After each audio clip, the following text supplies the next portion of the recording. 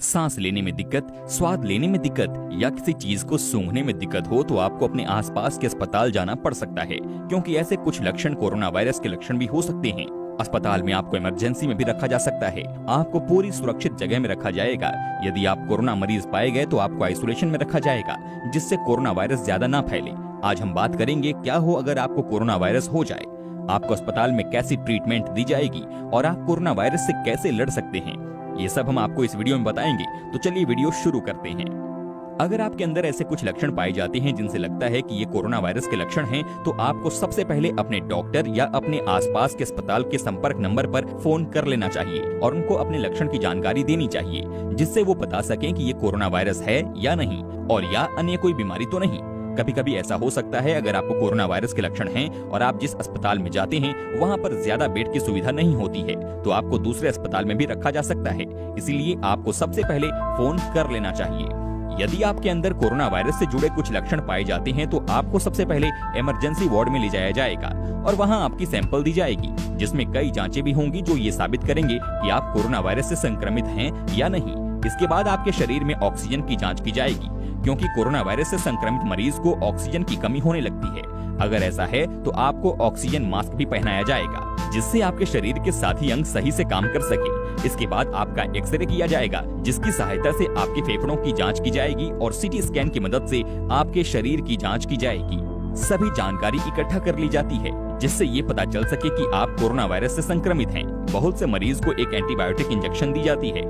Injection की सहायता से दूसरे बैक्टीरिया को आपके शरीर में फैलने से रोका जा सकता है। लेकिन अभी तक कोरोना वायरस की कोई वैक्सीन ना बन पाने की वजह से इसका कोई इलाज संभव नहीं है। तब डॉक्टरों की पूरी जिम्मेदारी होती है कि आपको किसी तरह ठीक किया जाए। तो डॉक्टर आपके शरीर को रोगों से लड़ने लायक बनाते हैं और आपको एंटीबायोटिक इंजेक्शन देते हैं। लेकिन अगर ऐसा हो कि आपका शरीर कोरोना वायरस से लड़ ना पाए, तब क्या होगा?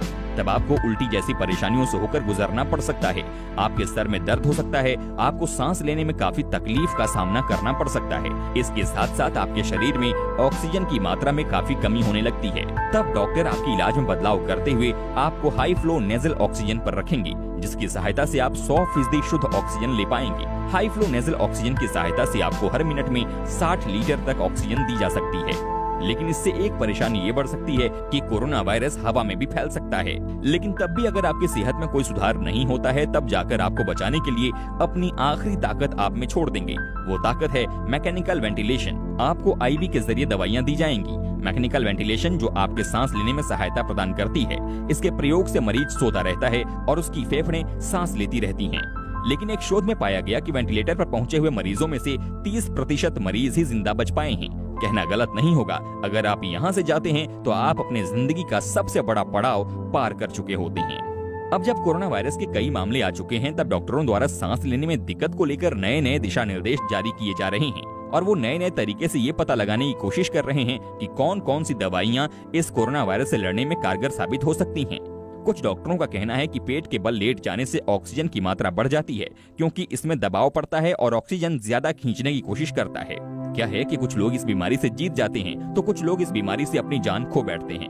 कारण ये है कि कुछ लोगों की बॉडी रोगों से लड़ने वाला सिस्टम यानी इम्यून सिस्टम काफी कमजोर सा होता है, जो वायरस से लड़ने में कोई सहायता प्रदान नहीं कर पाता है, जिसके कारण मरीज अपनी जान गंवा बैठते हैं। डॉक्टर इस बीमारी को लेकर काफी सजग होकर दवाइयों की खोज करने में लगे हुए हैं और ज्यादा से ज्यादा प्रयास कर रहे हैं कि इस वायरस के बारे में जानकारी इकट्ठा की जाए, जिससे मरीजों का इलाज आसानी से किया जा सके और ज्यादा से ज्यादा लोगों को इस संक्रमण से बचाया जा सके। इसीलिए आए दिन WHO द्वारा नए नए दिशा निर्देश जारी किए जाते हैं और हमारी सरकार भी इससे जुड़ी कई जानकारी जारी करती रहती है।